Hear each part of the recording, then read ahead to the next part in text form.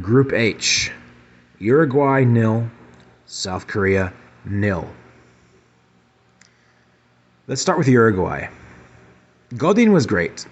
Cáceres had a surprisingly good performance, somebody of his age, but I don't know whether Uruguay should be starting him in that lineup. You see, the problem with Godin and Cáceres is that one is warming the bench at Vélez Sarsfield, the other is warming the bench at LA Galaxy. Why is that a problem? Because meanwhile, their replacements are captaining Sporting CP and the other is a champion of America with Flamengo. It's kind of strange. Why was Darwin on the left wing, by the way? He usually drifts into amazing positions when he's played centrally, and it usually allows Uruguay to play another creative player like Torres, De La Cruz, or De Arrascaeta. So I kind of question some of the lineup selections here. Not so much the substitutions. The subs were okay, but the lineup that Diego Alonso went with today. Luis Suarez, I don't know if he can be starting at a World Cup. He can barely run anymore. Vecino shouldn't be playing. He isn't really that great at anything anymore for the squad. He has a difficult time doing the bare minimum that Uruguay needs from him. I wondered that if Uruguay had played Ugarte, maybe they could have had Valverde move a bit further up the pitch, maybe drift into that right wing position. It's just annoying because I don't think Uruguay played to its strengths in this match, and it goes back to Diego Alonso being in charge of the squad for barely a year. He came in towards the tail end of qualification, and he hasn't really had time, I think, to sort the side out. Today kind of seemed like Uruguay was running out of ideas at times, just standing in formation all game, passing along the center backs. Almost as if they were back to like the waning days of Oscar Tabarez's days.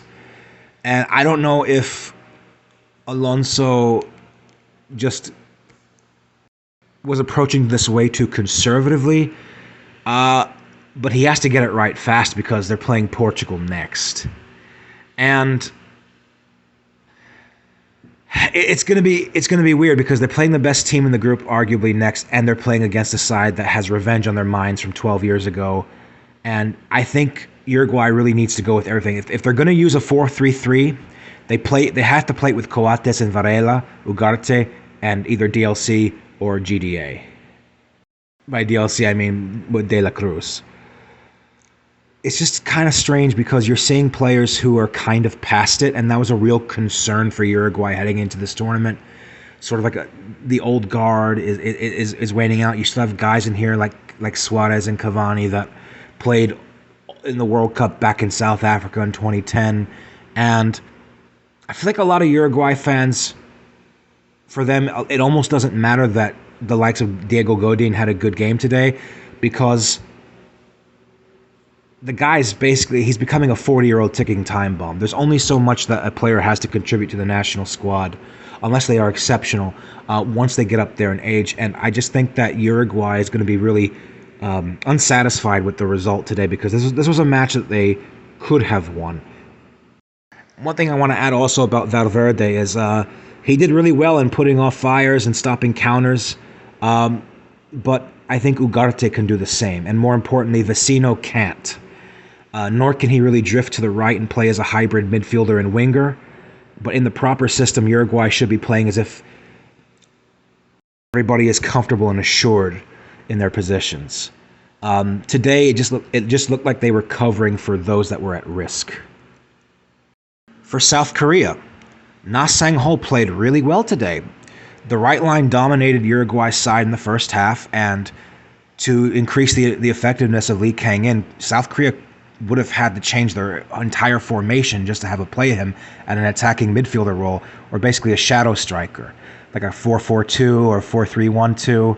And it would be hard in the World Cup where Korea basically just needs more players at the back. So I think defensively Korea is more or less set. It's kind of funny. You look at the lineup. You have 4 different Kims all making up the back line. Kim being a very common surname in the Korean Peninsula. But South Korea produced arguably the best chance of this game. Uruguay began poorly, and they conceded a chance that should have been a goal. Hwang Wei-jo had a good opportunity to give Korea the lead. I believe it was around the 30th minute mark, but he just could not get his effort on target. You have to at least get that on target and force the keeper into making a save. But for Korea, they'll also feel like this was a winnable game because they made Uruguay struggle, and at times, even though South Korea knew how to cut Uruguay's passing lanes, despite the fact that Uruguay had some good build-up here and there, they forced them to play the long. They forced them to play long almost every time, and it kind of made you wonder about the Uruguay players. You kind of made you wonder about the Korean players' fitness and their speed due to the fact that when they did go on the break, you thought maybe eventually Uruguay would grow more into the game and Korea would wear down, but that didn't happen. All in all, no team was able to capitalize, and a draw is just about the fair result here.